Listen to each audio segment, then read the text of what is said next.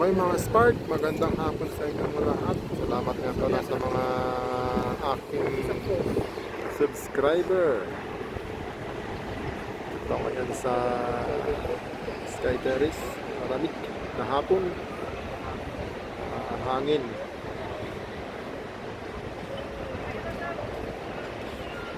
Pila yung pasahero yung banda sa Gugpak. Hindi na kasi makita kasi natatakpan ng pine tree. Pila yung pasahero pa, ano yan, mga bandang ano lang sila, Pangasinan siguro, Bayambang, ganyan. Marami rin tao dun sa kabila. Maraming nagre-relax.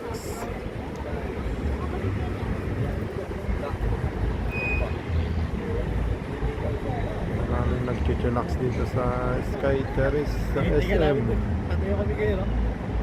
Ayun, yung Quirino Hill. Pansin nyo yung mga Spark, yung may green, yung pinaka-gitna nila. Ano raw yan, watershed.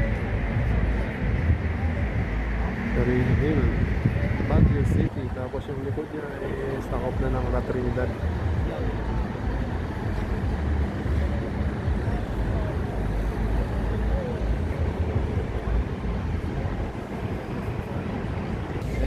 Ayun din sa baba. Ayan. Maraming mga mangilan-ngilan na nanonood. Pero mas ano kasi dyan sa baba, hindi mo ganong makita yung view. Mas maganda rito sa Sky Terrace, mas mataas kasi.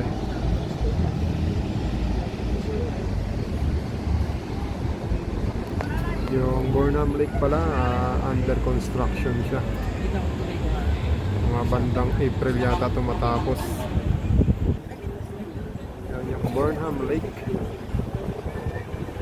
Ito naman yung Melvin Jones Grandstand. Tapos yung Athletic Bowl, under construction din. Ayan. Pag dito ka sa SM, walking distance lang yan. Sabi nga nila, malapit lang. Pag nandito ka sa Sky Terrace, ay syempre kapag nandito ka sa Baguio, kailangan na sanay kang maglakad, lalo kapag yung peak season ng tourist. Malapit lang siya, no? Kasi pag pupunta kayo dyan sa Burnham Lake, maaari kayong ganyan sa Station Road.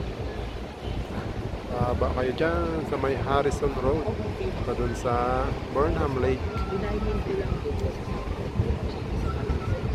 Pwede na kayo dito dumaan sa may likod ng UC. Nata kayo dyan sa may UC. Yan dyan banda. Yun, bababa kayo dun sa may kalsada na yun na bababa. Yun, hindi kasi kaya natatakpan ng pine tree. Yung banda, oops, dun.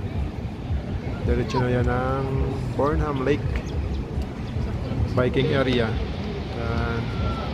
Tapos nandun yung sa may Rose Garden yung ano, nandyan sa may banda ng Rose Garden yung yun ay yung Good Taste Restaurant. Malapit lang sila, mga may 1 kilometro siguro galing dito sa SM.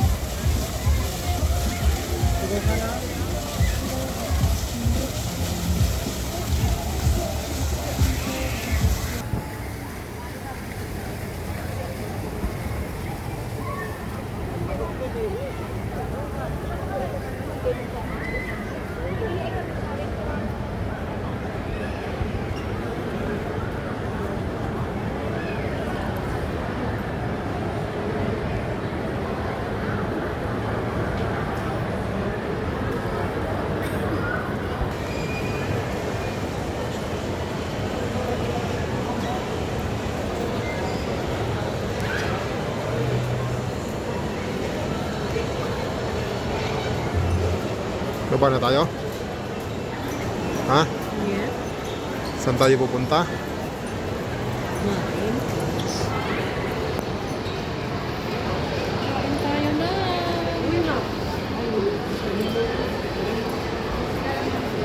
Spaghetti!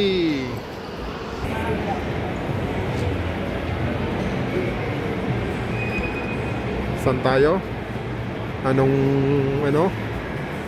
Pangalan?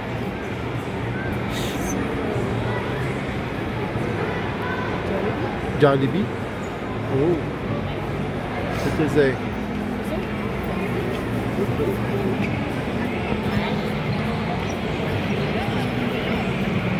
Sigurado? Baka hindi kayo sure.